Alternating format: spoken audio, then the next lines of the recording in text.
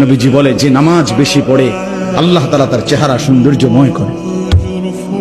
যার নামাজ যত বাড়বে তার চেহারার নুরানিয়াত সৌন্দর্য তত বাড়বে। হোক না সে কালো, হোক না সে নিগ্রু, কিন্তু তার চেহারা মায়াময়। বেলাল তো ছিল কালো, আল্লাহ তাআলার কাছে দাম।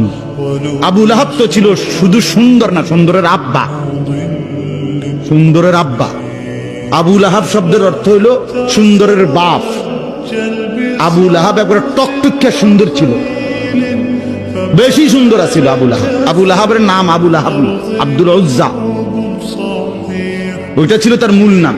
আর আবু লাহাব তার উপাধি, মানে এত বেশি সুন্দর ছিল, টকটকে সুন্দর। অথচ সে আল্লাহ তাআলার কাছে কি পরিমাণ ঘৃণিত।